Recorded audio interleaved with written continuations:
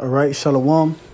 Giving all praise, glory, and honors unto Yahweh by Hashem Yahushai, by Hashem Kakwadash, the largest to the apostles and the elders of the great millstone. Peace and blessings to the hopeful elect.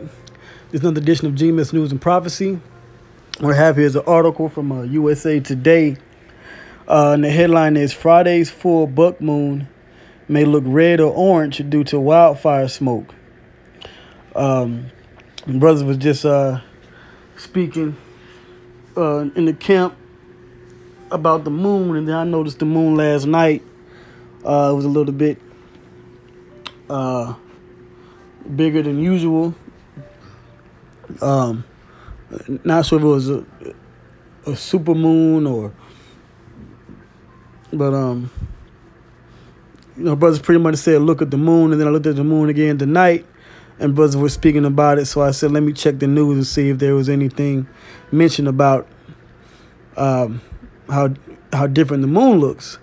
All right. So this is from USA Today. All right. It says let's see, from 13 hours ago, it says full moon names come from a number of places, including Native American, colonial American, and European sources.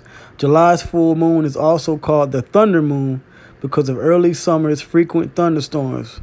And we definitely have had, I'll say here in Atlanta, we've had a pretty much a week and a half long just full stream of just, rainstorms, pretty much every day. So I see why they would call it a thunder moon. Now it says the moon could actually appear red or orange in parts of the U.S. due to smoke from the western wildfires. And I just found that interesting. Not sure, I stay in the Southeast. I don't stay on the West Coast, so I'm not sure if that's something that happens often, especially with these different wildfires that have been happening for all these years. But the fact that it would turn red or orange, the scriptures speak on that. In Joel, the 2nd chapter, all right, the book of Acts, speaks about the moon turning red or orange. Now, what makes it red or orange? Most of the time, it's a lunar eclipse, all right, and then you have solar eclipses as well. But it's just something that I thought was interesting. Let's see here. It says Friday's full moon will look especially vast to us when it's near the horizon because of the moon illusion, when it looks larger than it does when it's high in the sky. But unlike recent months, July's full moon won't be a supermoon, okay? When the moon looks somewhat bigger and brighter than usual, since it's a bit closer to the earth than usual. All right, let me see if I can skip down. Now this is where it says for millennia, peoples across the world, including Native Americans in the eastern and central U.S., named the months after nature's cues. The tribes kept track of the seasons by giving distinctive names to each recurring full moon, the almanac said, going to the almanac. And this is, and the Native Americans are Israelites, all right? And when you go to the history of the Israelites, there were 10 tribes that came to the Western Hemisphere, a new side of the world, around 722 BC. Matter of fact, that's recorded in the Book of Chronicles about the tribes of the Northern Kingdom coming to. It said that they were captured by the Assyrian king, and when you read the Apocrypha, it said that they went to another land, or Arsareth, and that would be over here in the Americas. And among those 10 tribes were the Native Americans, which are the tribe of Gad, all right, and also the tribe of Issachar, okay? And when you go into the tribe of Issachar, they were able to track the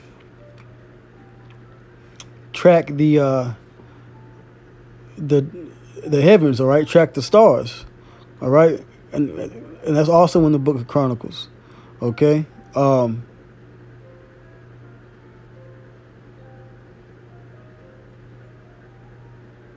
Now it says the full moon in July is called the buck moon because the antlers of male deer, bucks, are in full growth mode at this time. Bucks shed and regrow their antlers each year, producing a larger and more impressive set as the years go by. Okay? Right. Now this made me want to go back and read the part that I skipped. All right? Now it says Milwaukee Bucks fans may be disappointed that the buck moon won't appear green to celebrate the team's NBA championship. But the moon's name comes from a number of places, including Native American, Colonial American, and European sources, according to the Old Farmer's Almanac. Now, we understand also, too, that the NBA, the NFL, the NHL, all these different sport leagues are all set up by the elites of Esau, and they use rituals and witchcraft to pretty much gain power. Now, the fact that not only did the Milwaukee Bucks win the NBA championship, but it occurred during the week of a buck moon, and it's also a full moon, which a full moon is it coincides with witchcraft. All right. It's also the time naturally when the tides occur higher. All right, the tides are moved by the moon, which also with the water levels in people, right? Because we're 70-80% water, 75% water. So in our bodies, there's a high level of people getting sick. They call them lunatic. Well, the word lunatic goes back to lunar. All right, that goes back to the moon. And brothers in the camp, we're also speaking about this guy Kanye West having this left-hand ritual here in Atlanta due to his Donda album listening party or release. I didn't watch any performance or anything, but pretty much, brothers just talking about how satanic it was. So, I'm just putting things together through the spirit. The moon does have a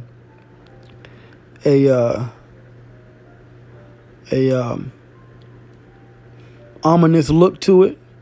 Okay. It says the article was originally published on the 21st and it was updated today, 13 hours ago. Right? Let's see here. Now it says that the moon will reach peak illumination at 10:37 p.m. All right, and it's 10:40, so we're at the full height of this illumination period. So best believe the Illuminati is doing some work, but there's also the angels on the right hand side doing work as well for Yahweh Shemel Shai, as well as us, the righteous brothers and teachers and prophets and leaders out here, starting with the apostles and elders of Great Millstone. We're doing the work of Yahweh Shemel Shai, and it's a Sabbath this month as well.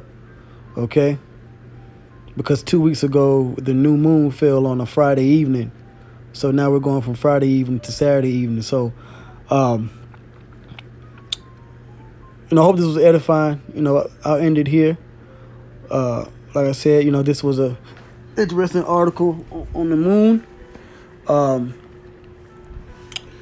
And that it will also appear red or orange in the west, because there are a lot of wildfires out there in the west, And I would say it is an omen because by fire is how America's going to be destroyed. Okay? Right? That's how this Western society is going to be destroyed, by thermonuclear destruction via nuclear fire. All right? From intercontinental and hypersonic ballistic missiles.